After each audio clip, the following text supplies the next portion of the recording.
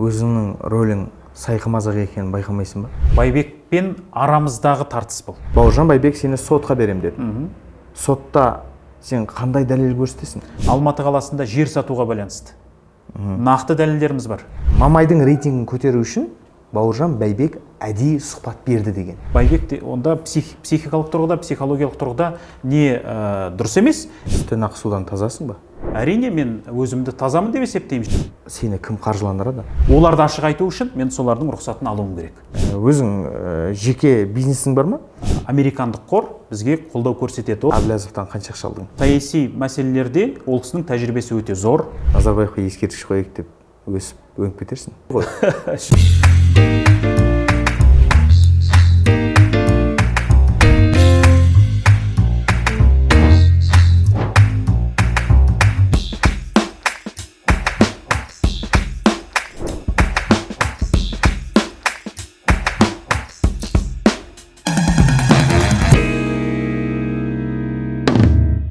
Ассалаумағалейкум, құрметті достар. Тағы да сіздермен Айтпарк YouTube жобасы және бізде қонақта қоғам белсендісі, журналист, саяси аренада өзіндік орны бар, өзіндік бір партиясын құрам деп жүрген азаматтардың бірі Жанболат Мамай. Қош келдіңіз. Рахмет. Бізге келіскеніңізге үлкен рахмет. Енді алғашқы сұрағымыздан бастайық. Осы саяси аренаға, яғни саясатқа келуге не түрткі болды, немесе не ықпал етті сізге?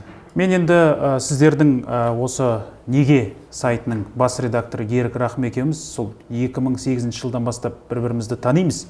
Бір ұжымда қызмет еттік, Жас Алаш газетінде. Мен ойлаймын, Ерік жақсы білет, сол менің осы саясатқа араласа бастағанымнан бастап, саяси аренаға келе бастағанымнан бастап. Біз 2007 жылы осы студент кезімізден бастап мынау Мұхтар Шаханов атындағы Рух пен тіл деген клубты құрдық, жастар клубын. Ол жерде негізінен мына мемлекеттік тілдің мәселесін көтердік, белгілі қоғам қайраткерлерімен кездесулер, пікір алмасу, сұхбаттасу, пікір таластыру деген сияқты форматта осындай бір дискуссиялық клуб құрдық. Одан кейін мына студенттердің әлеуметтік жағдайына байланысты мәселелерді көтердік. Сөйтіп жаңағы Жас Алаш газетіне мен журналист болдым. Рысбек Сәрсенбай ағамыздың шақыртуымен мен оны өзімнің ұстазым деп санаймын журналистикадағы. Осылайша ақырын міне мына студенттік белсенділіктен бастап осындай саяси белсенділікке, журналистикаға бірте мен келдім. Енді не түрткі болды деп айтатын мәселе ол бірінші кезекте осы елдегі жағдай. Мына қазіргі қоғамдық саяси жағдай. Сол 2008 жылдан бастап біз мен өзім жеке журналист ретінде, саяси белсенді ретінде, сол жаңағы жастардың белсендісі ретінде қоғамдағы әділетсіздіктерді айтып келдім, жазып келдім, көрсетіп келдім. Талай мақалалар шықты, талай митингілерді ұйымдастырдық сол кезден бастап, флешмобтарға шықтық. Осы елдегі әділетсіздікке қарсы тұру үшін, төтеп беру үшін осы жолға түстім. Жанболат, жасыңыз 33-те. Бұл саясатта небәрі 33-тесіз. Көтере алмайтын шоқпарды беліңізге байлап жүрген жоқсыз ба? Небәрі 33 деген ол тым жаңағы асыр айтқандық деп ойлаймын. Әлде сіздің тәжірибеңіз қазірдің өзінде көп па? Болар елдің баласы, жаңа қазақта сөз бар ғой, болар елдің баласы 15-інде баспын дейді, болмас елдің баласы 30-ында жаспын дейді деген сөз бар. 31 жаста Себастьян Курц, Австрияның канцлері болды. Мысалы, 31 жасында 2017 жылы. Себастьян Курц 31 жасында Австрия сияқты еуропалық мемлекеттің басында тұрды, мемлекет басқарды. Өзіміздің мысалдарды алып қарайтын болсаңыздар, Алтынбек Сәрсенбайұлы 30 жасында ақпарат министрі болды. Ғалымжан Жақиянов 30 жасында облысты басқарды. Сондықтан 30 жас нағыз орда бұзатын жас деп ойлаймын. Сондықтан мен оны өзімді жаңағы жаспын, жоқ әлде тәжірибем жоқ, беліме көтере алмайтын шоқпарды байлап жүрмін деп мен өз басым санамаймын. 19 жасымнан бастап қоғамдық саяси ортада жүрмін. 19 жасымнан бастап журналистикада жүрмін, 20 жасымнан бастап. Сондықтан осы Қазақстанда қандай саяси қозғалыстар бар, қандай жаңағы саяси тартыстар болып жатыр, қандай әділетсіздіктер болып жатыр, әрине мен оның барлығын білем, тәжірибем жеткілікті деп есептеймін. Өзіңізді саяси сауатты адаммын деп ойлайсыз? Әрине. Енді жаңағы әңгімеңізге оралайықшы. Мұхтар Шахановтың Рух пен тіл деген ұйымына жетекшісі болдыңыз, Мұхтар ағамыздың жанында біраз жылдар жүрдіңіз. Кейіннен Мұхтар ағамыздың өзіне қарсы шықтыңыз. Грубо айтқанда, сіз плотно лақтырдыңыз. Жоқ, енді ол ондай емес мүлдем. Мүлдем олай емес. Мен Мұхтар ағаны өзімнің сыйлайтыным туралы, Мұхтар Шахановтың қазаққа сіңірген еңбегі туралы ұдайы айтып келе жатырмын. Ұдайы үнемі айтып келе жатырмын. Сондықтан ол жаңағы лақтырдың дейтіндей, не болмаса оған бір жаңағы теріс әрекеттер жасадың дейтіндей, онда ешқандай мәселе жоқ. Мысалға мен сол жалынның ұжымымен редакциясында қызмет атқаратын Мұхтар ағаның жанында жүрген адамдармен әлі күнге шейін араласып тұрамын, әлі күнге шейін кездесіп тұрамын. Мұхтар аға ол Шаханов мына қазақ тілін қорғау мәселесінде, ұлт мәселесін қорғауда, ұлттық мүддені қорғауда көптеген өзекті мәселелерді көтерді өзінің кезінде. Енді қазір жасы келді.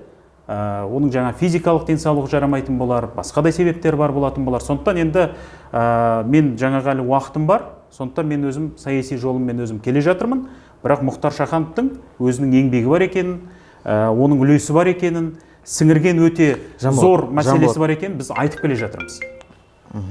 Жанболат, нақты жауап берейікші. Жел тұрмаса шөптің басы қозғалмайды. Бұл қауесет бар. Мұхтар Шахановқа Жанболат Мамай теріс айналып кетті, лақтырып кетті деген қауесет бар. Нақты әрі жауабыңыз. Мен нақты айтайын, ол деген өзіңіз айтқандай жай ғана қауесет. Жай ғана қауесет. Ол енді мен ол кісіні лақтыратындай біз екеуміз бір саяси партия құрамыз деп бірлесіп жаңағы саяси ұйымда болып алға қарай жүрген жоқпыз мысалға. Ол кісі 2010 жылдан бастап, 2011 жылдан бастап белсенді саяси ортада жоқ. Белсенді саяси ортада. Жасына байланысты болар, денсаулығына байланысты болар. Сондықтан ол бос әңгіме. Жаңаөзен оқиғасына келейікші. Жаңаөзен оқиғасы кезінде өзің бас көтердің. Сол жаққа бардың, бірнеше рет бардың. Соңында сені Әблязовшы деп қамап тастады.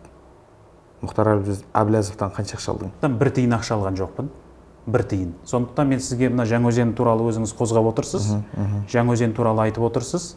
Жалпы осы Жаңаөзен оқиғасын ұйымдастырған, Жаңаөзенде арандатушылық жасаған Мұхтар Әблязов деп тек қана биліктің сойылын соғатын ақпарат құралдары және билікшіл насихатхана солай айтады. Ал шын мәнінде олай емес. Ол Жаңаөзенде мына ереуілдің басталуына ешқандай саяси күштің ықпалы болған жоқ. Ол еңбек дауы болды. Мен мысалға осы Жаңаөзенде, Маңғыстауда, тек қана Жаңаөзенде емес, Маңғыстауда ереуіл басталған кезде алғашқылардың бірі болып сол жерде журналист ретінде де, саяси белсенді ретінде де бардым. Ол мамыр айында болды 2011 жылы. Ол кезде бірінші болып Жаңаөзен көтерілген жоқ, бірінші болып Ерсай Каспиан контрактор деген мекеменің жұмысшылары көтерілді, 700-ге тарта адам. Одан кейін Қаражанбастың мұнайшылары Ақтау қаласында ереуілде тұрды. Сосын барып Жаңаөзен қаласында бірнеше мың адам бірінші жаңағы мына кен орындар мұнай өндіретін жерлерде тұрды. Одан кейін Жаңаөзеннің алаңына ойысты. Сондықтан ол жерде ешқандай бастапқыда ешқандай бір саяси күштің, не болмаса саяси партияның ықпалымен олар көтерілген жоқ.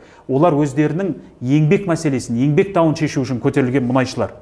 Бейбіт түрде көтерілді. Ол жерде ешкім ешқандай арандату жасаған жоқ. Арандату ұйымдастырған биліктің өзі.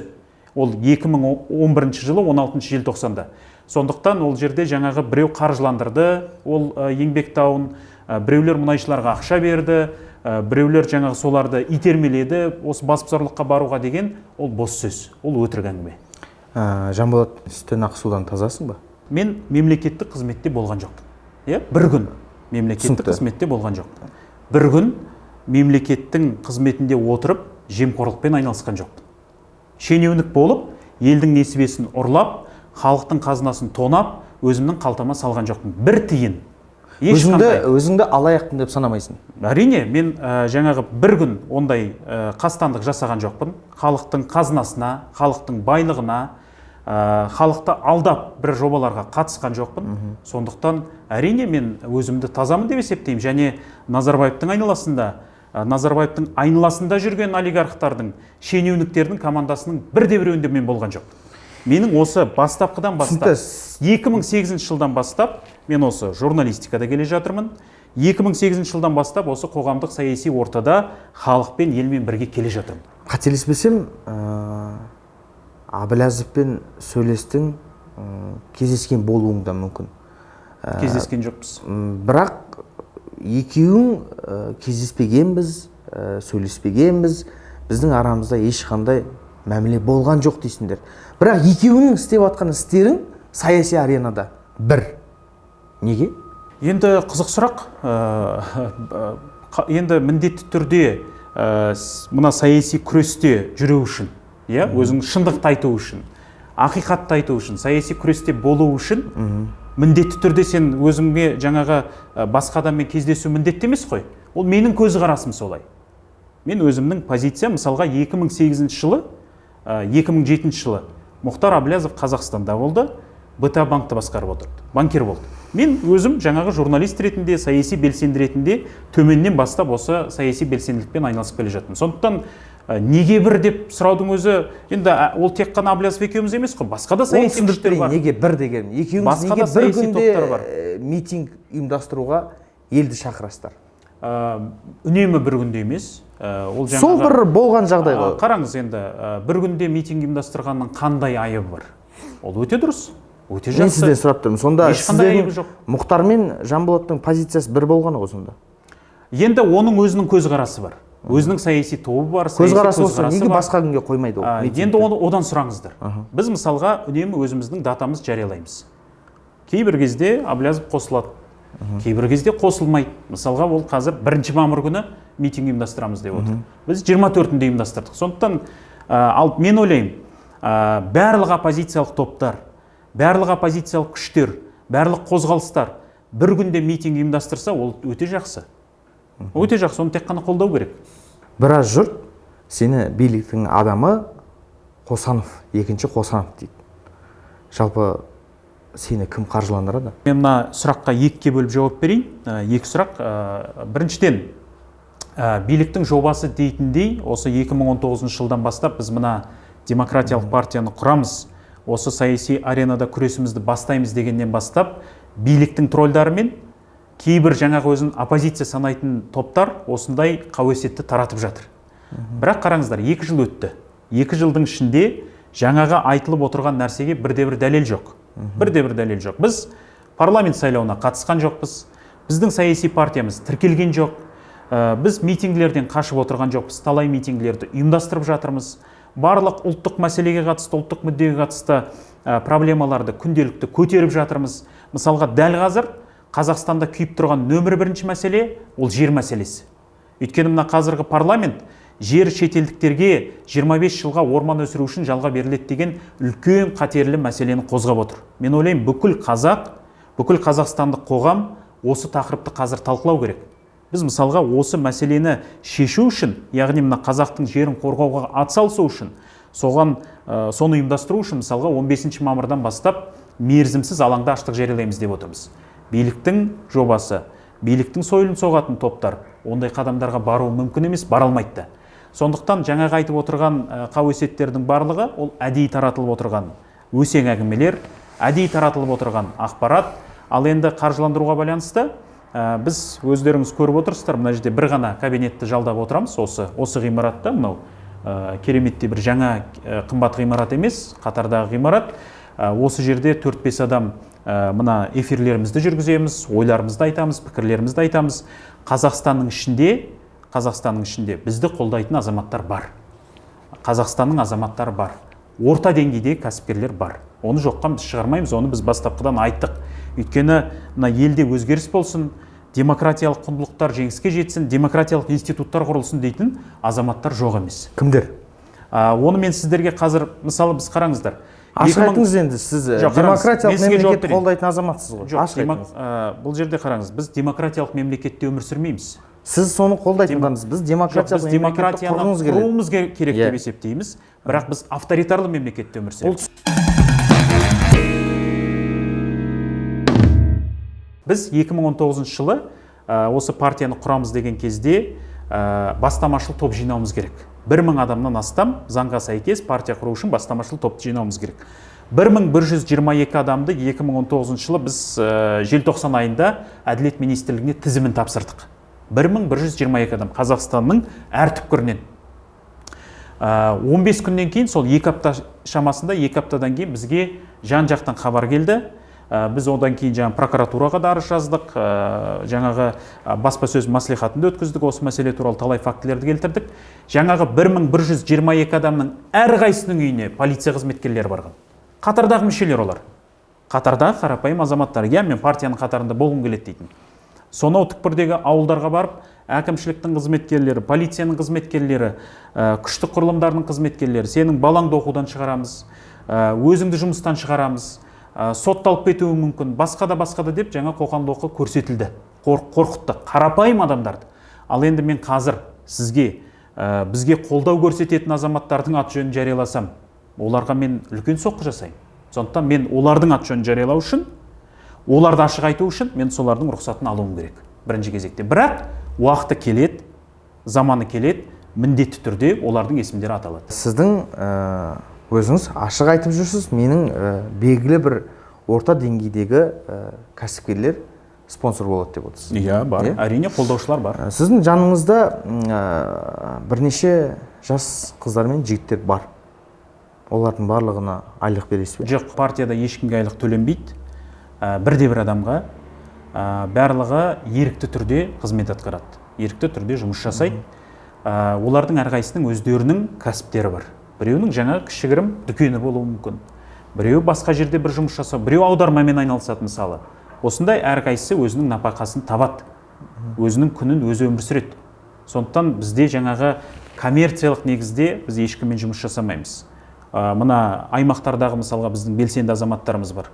Олардың ешқайсысына біз бір тиын ақша төлеуге мүмкіндігіміз де жоқ.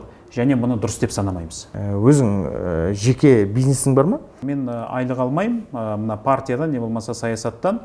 Мен өзім ресми түрде жұмыс жасаймын. Ресми түрде. Қайда? Мына 2010 жылы біз тіркеген ұйымымыз бар. Қазақ журналистер клубы деп аталады, қоғамдық қор. Сол қордың негізінде біз деректі фильмдер түсіреміз. Тарихи деректі фильмдерді. Оны түсінікті мынау жаңағы Қазақстанның билігі, не болмаса мемлекеттік органдар оған ешқандай жаңағы мүмкіншілік қаражат беріп жаңа қолдау көрсетпейді, оны біз алмаймыз да. Бірақ мына американдық қор бізге қолдау көрсетеді. Ол таза деректі фильмдер түсіруге арналған осындай жаңағы көмек көрсету қоры бар. Біз солармен жұмыс жасаймыз. Міне сол жерден мен ресми түрде айлық алам. Қазақстанның қазынасына салығын төлеймін. Жаңағы зейнетақы қорына ақшаны төлеймін, оның барлығы ашық ақпарат. Қосановпен қарым-қатынасың қандай? Қосановпен ешқандай қарым-қатынасым жоқ. Мен оны соңғы рет 2017 жылы сол сотта көрдім, өзімнің сотында. Сотқа келіп енді көп адамдардың арасында ол да қолдау көрсеткен рас.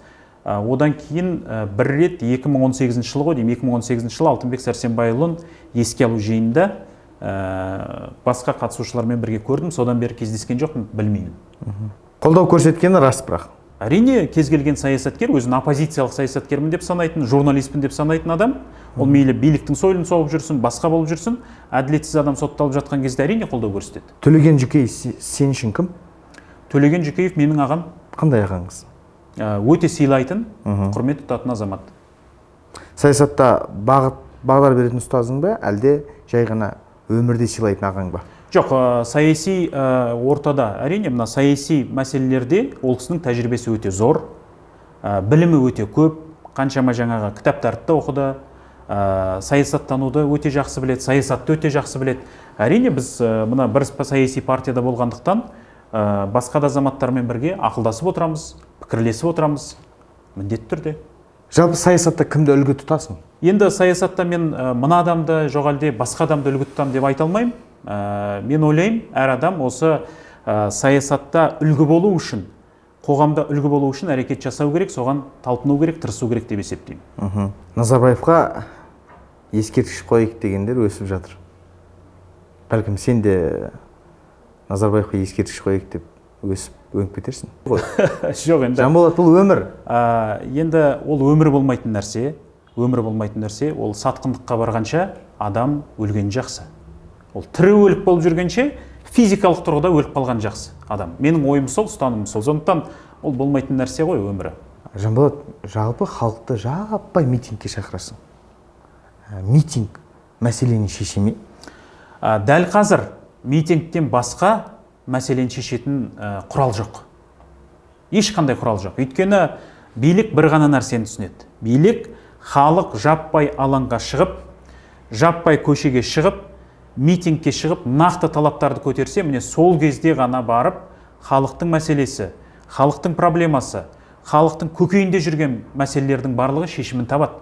Басқаша жолы жоқ. Оны хат жазғаннан, не болмаса бір жаңағы барып сұрағаннан ешқандай мәселе шешілмейді. Сондықтан мына авторитарлы мемлекетте де, тіпті демократиялық мемлекеттерде де халық қашан көшеге шығады, қашан талаптарын қояды, қашан митингілерде өздерінің мәселесін көтереді, сол кезде ғана мәселе шешіледі. Ол енді қаншама кез келген мемлекетте солай. Сондықтан бізде бір сондай түсінік бар. Митингке шыққаннан не шығады, митингке шыққан дұрыс емес деп та. Кейбір мына билікшіл жаңағы сарапшылары бар, билік бар, осындай қауесетті таратып жатады. Ал бірақ митингке шыққанда тұрған ештеңе жоқ. Мысалы, демократиялық мемлекеттерде митинг апта сайын болып жатады, тіпті күн сайын болып жатады. Шығады, өздерінің ойларын айтады, пікірлерін айтады. Ал бізде өкінішке қарай ол митингке шыққанды бір сұмдық қорқынышты нәрсе көретін билік әлі де отыр сол тағында. Сен митингке шыққан кезде әскерлер сені қоршап тұрады. Оны кетлинг дейді. Кетлинг тәсілі дейді. Дегенмен сенің жаныңдағы азаматтар мен азаматшаларға тиіспейді, бірақ басқаларын алып кетеді. Неге сені алып кетпейді, Жанболат? Біз осы 10 қаңтар күні митингке шыққанда сол 9 сағат шамасында аязда кетлингте тұрдық. Одан кейін 28-інде осындай үнемі кетлингке бізді қоршап ұстап тұрады. Ол тек қана бізде емес, демократиялық партияның белсенділерін емес, Оян Қазақстанды да сөйтті. 2 рет олар митингке шықты, 2 рет оларды да басқа бір бұрышта кетлингте ұстап тұрды. Мен сізге айтайын, мен осы полицияның қолына талай түсіп жүрген адаммын. Талай ровд-ларға да барып жүрдім. Митингтерде ұстап алып апарған кездері болды, пикеттерде ұстап алып апарған кездері болды. Кетлингте тұрғаннан көрі, жаңағы аязда, суықта, қоршауда тұрғаннан көрі, ешқандай жаңағы сыртқа шыға алмай, ешкімге бара алмай, жаңағы бір жабық күйде тұрғаннан көрі солай аязда. Полицияның бөлімшесінде отырған әлдеқайда артық. Полицияның бөлімшесі. Сондықтан бұл мына қорғаушылар да бұны ашық айтып жатыр. Бұл биліктің ойлап тапқан белсенділерге қарсы азаптау құралдарының бірі. Осындай жаңағы психологиялық тұрғыдан бір жағынан, екінші жағынан физикалық тұрғыдан қысым жасаудың бір түрі. Мысалға, ол жерде тек қана мен тұрмаймын ғой. Ол жерде жасы үлкендеу адамдар тұрады, әйел адамдар тұрады, қарындастарымыз тұрады мысалы. Адам физиологиялық жаңа қажеттіліктері бар. Оның барлығын олар қарап отырған жоқ, осындай қоршауда ұстап тұр. Сондықтан бұл әдейі биліктің жасап отырған әрекеті бір жағынан азаптау, қинау, екінші жағынан жаңағындай әңгімені тарату. Міне көрдіңіздер ме, ұстамайды, қоршап тұрады, кетлингте ұстайды деген сияқты биліктің жасап отырған осындай қулық әрекеті. Митингке неге сонша көп адамды жинай алмай жүрсің? Әлде халықтың саған сенбейтіні ме? Әлде біздің қоғам әлі дайын емес пе? Мен ойлаймын, біздің қоғамда дайын және сенбестік дегенде жоқ. Мысалға қараңыздар, әлеуметтік желілерді ашып қарайтын болсаңыздар, осы митинг өтетін күні, мысалға митингке шыққан халықты көру үшін әлеуметтік желілерде 500 мың, 600 мың, тіпті миллион адамға дейін соны қарап отырады. Қарайды осы ақпаратты қарайды, азаттықтан қарайды, сіздердің мысалға сайттарыңыздан қарауы мүмкін, біздердің YouTube каналдарымыздан қарайды. Миллиондаған адам, жүздеген мың адам ең кемінде осы саяси өзгерістер болсын, саяси процестер Қазақстанда жеделдетілсін, Қазақстанда мына қазіргі әділетсіздік жеңілсін деп тілеп отыратын азаматтардың санында шек жоқ, өте көп. Бірақ халық әлі көшеге неге шықпай жатыр мыңдап? Бұл сұрақ. Бірақ мен сізге айтайын, бір ғана мысал келтірейін. Беларусьта 2020 жылдың қаңтар айында, 2020 жылдың басында митингтерге, пикеттерге 50 адамда шықпайтын. 50 адамда шыққан жоқ. Ал президент сайлауынан кейін өздеріңіз көрдіңіздер, 250 мың адам көшеге шықты. Сондықтан ол қашан халық жаппай алаңдарға шығып кетеді, қашан халық жаппай митингілерге қатысады, қашан халық өзінің мына әлеуметтік желідегі белсенділіктерін, онлайндағы белсенділіктерін, былайша айтқанда офлайнға ауыстырып, алаңдарға келіп физикалық тұрғыда мына билікке талаптарын қояды, оны еш уақытта ешкім болжай алмайды. Ең соңғы бір мына жарылыстың бір шыңырау шыңы не болатын, оны ешкім болжап, дөп басып, осы күні болады, осындай тақырып болады деп ешкім айта алмайды. Аяқ астынан болып кетуі мүмкін. Мен ойлаймын, дәл қазір осындай жағдай болмас үшін мына билік саяси реформаларды қолға алу керек, саяси өзгерістерді қолға алу керек. Олар ойламау керек, митингілерде көп адам шықпай жатыр, біздің билігіміз күшті, біздің полициямыз бар, қарулы күштеріміз бар, КМБ-міз бар, біз солармен барлығын басып ұстап отырамыз, белсенділерді қамап отырамыз деп. Бірақ шын мәнінде ертең жаппай халық көшеге шығатын болса, ол 10 шақты, 20 шақты белсенді қамағаннан түкте өзгермейді. Халықтың өзі көтеріп, халықтың ішінен де белсенді азаматтар шығып, халықтың ішінен де жаңағы мықты көшбасшылар шығып, өзгерістер басталып кетеді Қазақстанда. Сондықтан билік ондайға жеткізгісі келмесе, өз-өздерін жұбатпай ақ қойсын. Митингілерге көп адам шықпай жатыр деп. Митингке қашан көп адам шығып кететінін ешкім болжап айта алмайды. Сені немесе сенің партияның жақтаушылары Қазақстанда шамамен қанша? Таза статистикалық мәліметті келтірсем, мысалы қараңыздар, біз Әділет министрлігіне тапсырған кезде бастамашыл топқа қосыламын деген адамдардың саны біз шамамен бір айдың ішінде Қазақстанды аралап жүріп 1122 адам таптық. Өз 1000 адам қажет. Ал егер мысалға біз съезімізді өткізіп, одан кейін мына партияны құруға арналған қолдарымызды жинайтын болсақ, мен ойлаймын 20 000 адамды біз оп-оңай жинаймыз Қазақстанның аумағында. Ал енді әлеуметтік желідегі жазылушылардың санын өздеріңіз көріп отырған боларсыздар. Ол мысалға YouTube-тың өзінде қазір 350 000-ға жақындады. Инстаграмда 80 000-нан астам, Фейсбукта бар. Қолдайтын азаматтар мен ойлаймын өте көп, бірақ Қазақстанда нақты, міне осынша біздің мүшеміз бар деп бірде-бір партия айта алмайды. Өйткені бізде олай айту үшін, жақтастарымыз осынша бар деп айту үшін, әділетті таза сайлау болу керек. Әділетті таза бәсекеге толы сайлау болатын болса, міне сол кезде нақты санын, нақты статистикасын көруге болады. Бірақ қолдайтын азаматтар аз емес, өте көп деп ойлаймын. Нұр Отан партиясының төрағасының бірінші орынбасары Бауыржан Байбек жайлы материал дайындап, оны ашық жемқор дедің. Иә. Бауыржан Байбек сені сотқа берем деді. Сотта сен қандай дәлел көрсетесің? Сотта біздің келтіретін дәлелдеріміз өте көп. Біз мына осы Бауыржан Байбектің жаңағы мәлімдемесінен кейін мен 2 рет эфир арнадым. Осы мәселеге қатысты 2 рет жауап бердім, қазақ тілінде және орыс тілінде. Сол жерде біз шет жағасын көрсеттік те, өздеріміздің қандай дәлелдеріміз бар екен. Мысалға, Алматы қаласында жер сатуға байланысты нақты дәлелдеріміз бар. Бір ғана мысал, мына Төле би Яссауидің тура қиылысында Баянауыл деген авто бөлшектер сататын базар болды. Бауыржан Байбек сол жерге 2016 жылы келіп, бұл жерде мемлекеттің есебінен мектеп салынады, балабақша салынады деп жаңағы базарды сүріп тастады, мемлекеттің меншігіне өткізіп алды. Ол ашық мәліметтер. Интернетте бар, мен оны келтірдім. Артынша не мектеп жоқ, не балабақша жоқ, соны жеке меншік адамдарға сатып жіберген. Оны шешетін кім? Оны қалалық әкімшілік. Міне осы сияқты бізде мысалдар, осы сияқты деректер, дәйектер жетіп жатыр. Сотта оның барлығы ашылады. Саяси қудалауларға байланысты, газеттерді жабуға байланысты, сайлаудағы бұрмалаушылықтарға байланысты, жемқорлыққа қатысты, оның жаңағы әпкесінің компаниясы мемлекеттік қазынадан, бюджеттен тапсырыс алатыны, мемлекеттік тапсырыс алатыны барлығы ашық мәлімет. Біздің қолымызда тұр, ол интернетте бар барлығы. Әке-шешесінде жаңағы бизнес бар екені, оның барлығы есепте тұр, тіркеулі тұр. Оның барлығы көрсетілді біздің фильмімізде. Сондықтан оның барлығын сотта біз жариялауға, айтуға, көрсетуге дайынбыз. Одан да басқа мәліметтерді келтіреміз. Сотта ұтылып қалам деп ойламайсыз ба? Қазақстанда әділетті сот жоқ. Мен осы уақытқа дейін мысалға бәленбай соттан өзім өттім. Қылмыстық сотта, әкімшілік сотта, азаматтық сотта 2016 жылы мысалға осы Алматы қаласы әкімі Байбек болып тұрған кезде Алматы жарнама деген компания, тікелей әкімшілікке бағынатын компания, соның басшысы бізді сотқа берді. Осы Байбектің тапсырмасы бойынша 2016 жылы біз сол кезде ол туралы жаздық, айттық. Бізде толған дәлелдер болды, қолымызда материалдар болды, куәгерлеріміз болды. Медеу аудандық сотына берді. Таңертең сағат 11-де басталған сот, түстен кейін аяқталып, келесі күн таңертең сот ешқандай біздің дәйектерімізді, дәлелдерімізді, көрсетілген фактілерімізді ескерместен бір күннің ішінде сотты биліктің жағына, сол Байбектің командасының жағына шешіп берді, айыппұл салу туралы. Сондықтан Қазақстанда әділетті сот жоқ, оны біз жақсы білеміз. Әділетті сот болуы мүмкін емес Қазақстанда. Бірақ осы сотты біз мінбер ретінде пайдаланамыз. Оған өйткені бұқаралық ақпарат құралдары келеді, тікелей эфирлер таратылады, журналистер болады, блогерлар болады. Байбектің жемқорлығы туралы, Байбектің жаңағы істеген әрекеттері туралы Алматыда барлығын ашық айтамыз. Байбекті дебатқа шақырдың. Иә. Келіседі деп ойлайсың ба? Келісуге батылы жетпейтін сияқты.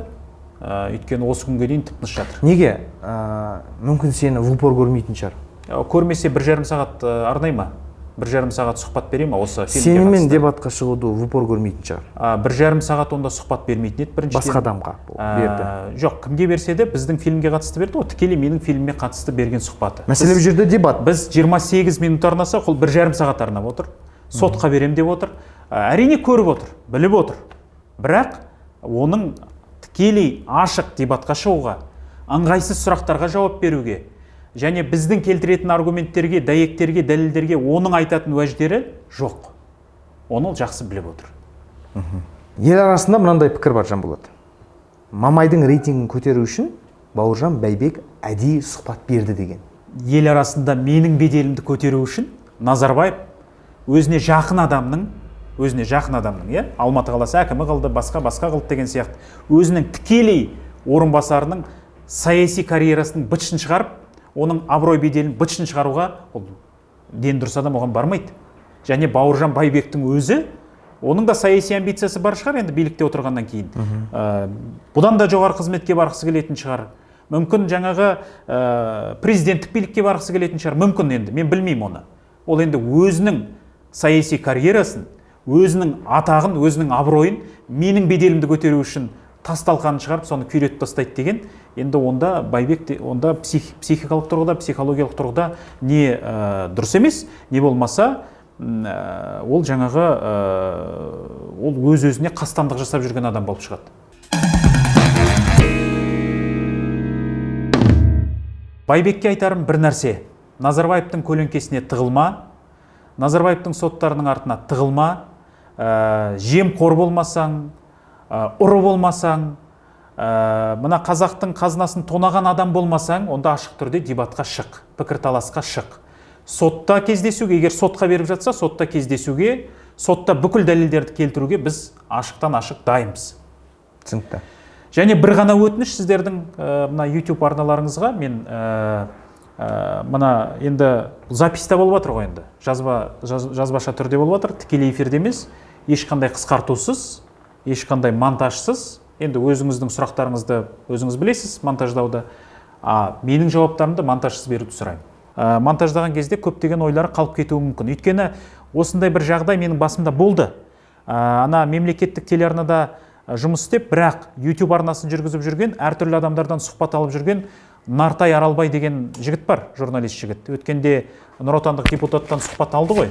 Міне содан бір осыдан 4-5 ай бұрын сұхбат алған кезде скайптан алды. Мен де оған сендім, енді журналист болғаннан кейін түгел ойымды ашық беретін болар деп. Бірақ мысалға Дариға Назарбаеваға қатысты айтқан жерлерімді, басқа да бір қатар ойларымды кесіп өзіне ыңғайлап осылай жаңағы жариялап жіберді. Міне осындай жағдай менің басымда болған. Сондықтан менің сіздерге өтінішім, менің ойымды қысқартпай, бөлмей, қалай айтылды солай беруіңізді сұраймын. Саяси аренада өзіңнің рөлің сайқымазақ екенін байқамайсың ба? Дейді көпшілік пікір бергендер. Ол енді сіздің айтып отырғаныңыз тролльдардың, боттардың, сосын бізге жаңағы қарсы әрекет жасап жүрген биліктің жалдамалы пікір жазушыларының сөзі. Сіз біздің мысалға YouTube арнамыздағы, Instagramдағы, Facebook'тағы парақшаларымызды, тіпті жаңағы мысалға мен қарап отырмын, кейбір YouTube арналар, аты жөні жоқ YouTube арналар, бір-екі осы митингтен кейін видеолар таратыпты. Бізге қарсы жалған әртүрлі мәліметтер таратқан екен.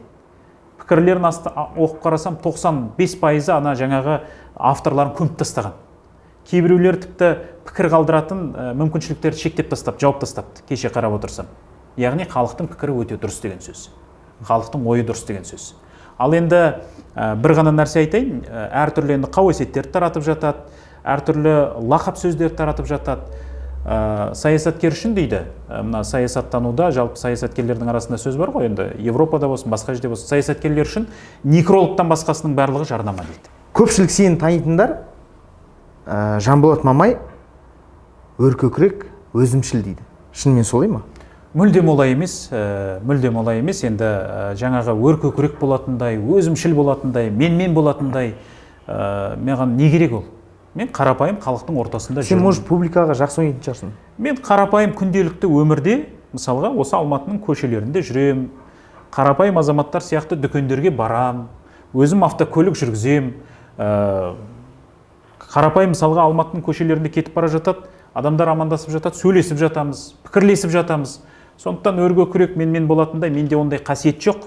Мен өзім қарапайым отбасында туып өстім, қарапайым, кәдімгі орташа отбасында туып өстім, қарапайым адамдармен араласып тұрам, кәдімгі ортам да сондай, қарапайым адамдармен араласамыз, осы елім жерім деп жүрген азаматтармен араласамыз. Сондықтан менің жанымда жүрген азаматтардан сұрап көріңіз енді қандай екенімді. Бірақ мен өзімді олай деп есептемеймін. Енді жалпы сіз өркөкірек өзімшіл емеспін деп отырсыз. Бірақ сіздің жаныңыздағы достарыңызға қарасақ, сіздің солай екеніңізге көзім жетеді. Неге?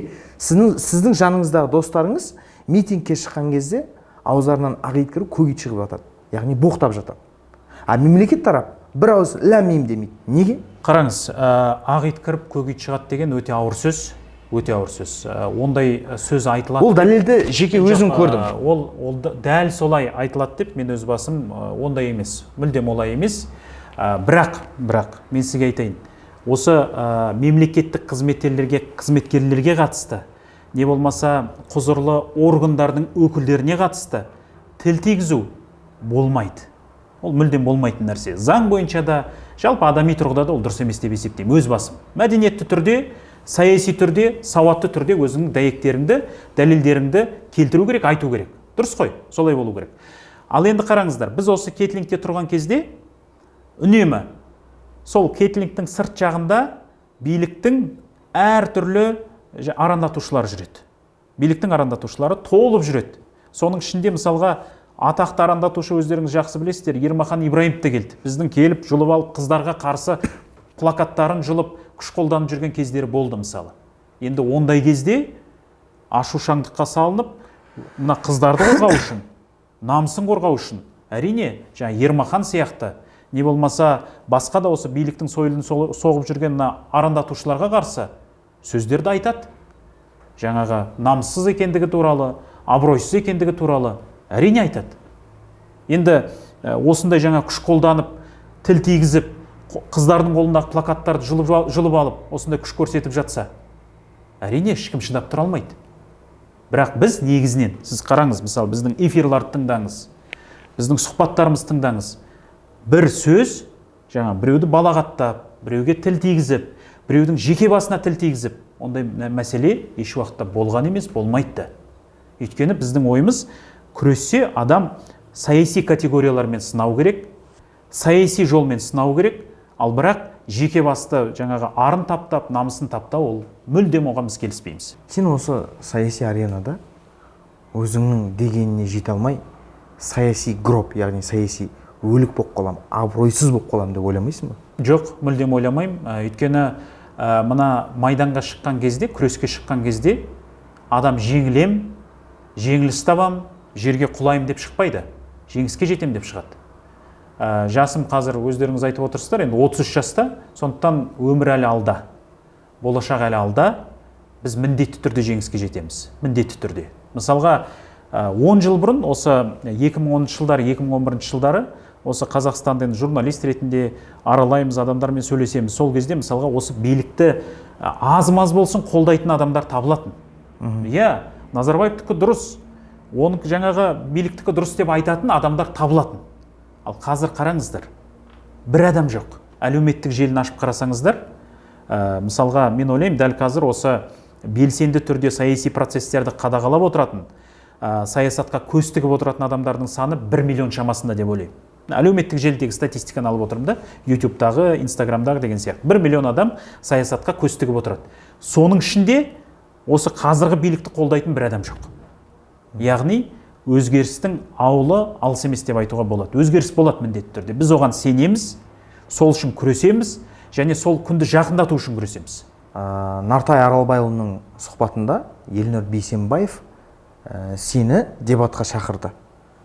Сен неге келіспедің? Кеше ғана біздің YouTube арнамызда менің осы Байбек пен Байбектің қол астындағы депутатқа қатысты жауабым шықты. Жауабымды бердім. Байбекпен арамыздағы тартыс бұл. Бұл жаңағы Елнұр Бейсенбаев, не болмаса басқа да нұр отандық депутаттардың арасындағы тартыс емес.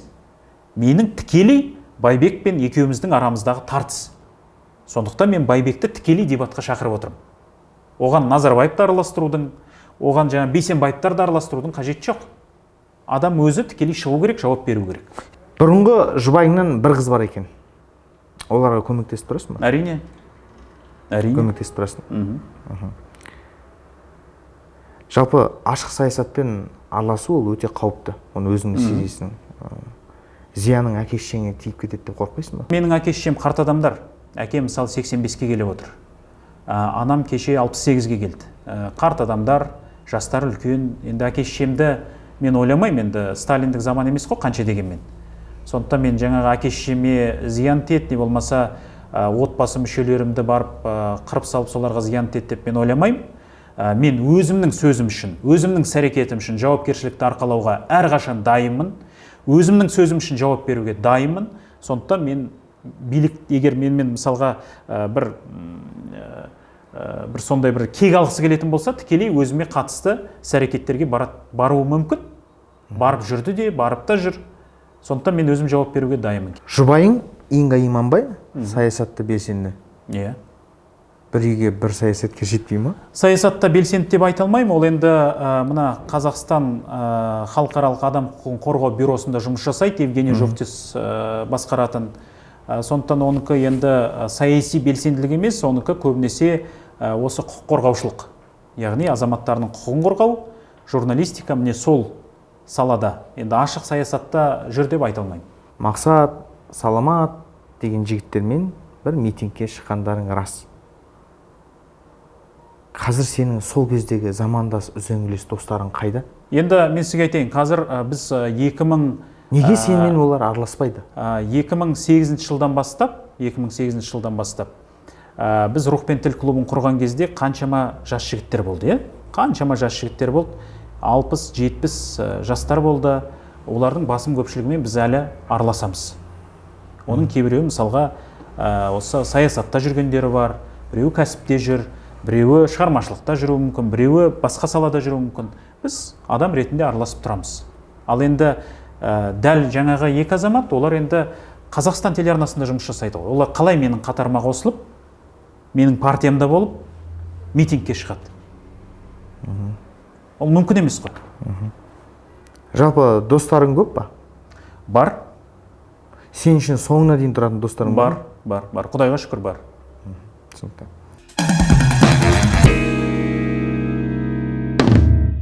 Сен билікке келдің. Сенің жасайтын бірінші қадамың не? Бірінші қадам ол Қазақстанда демократиялық өзгерістер болу керек. Демократиялық реформалар жүзеге асырамыз. Мына Қазақстанның конституциясын өзгертуден бастаймыз. Ең бірінші қадам Қазақстанның конституциясын өзгертуден, яғни мына қазіргі президенттің шектен тыс билігін азайтудан, құзыретін шектеуден, оған қарама қарсы мына биліктің үш тармағын күшейтуден бастаймыз. Сот билігін күшейту керек, атқарушы билік бөлек болу керек, заң шығарушы орган, парламент мықты болу керек, саяси партиялардың құрылуына жол ашылу керек, саяси реформаларға жол ашылу керек. Кез келген өзгеріс, мына Дара Наджамаглу деген үлкен жаңағы саясаттанушы бар, ғалым бар, соның кітабында көрсетеді. Инклюзивті саяси демократиялық институттар болмай, ол жерде экономикалық өсімде болмайды, ол елде дамуда болмайды дейді. Бірінші кезекте саяси реформа болу керек. Саяси реформаның артынан экономикалық даму болады, басқа да өзгерістер болады елде. Сондықтан бірінші кезекте саяси реформалар жүзеге асырудан бастаймыз. Жанболат, сен үшін билік деген не? Билік деген ол осы Қазақстанның халқының, жалпы халықтың өмірін өзгерту үшін дұрыс жаққа қарай, әділдікті орнату үшін құрал. Осымен құрметті достар, Айтпарк YouTube жобасы тәмам, және бізде болған қонақта Жанболат Мамай, сізге үлкен рахмет. Сіздерге де рахмет.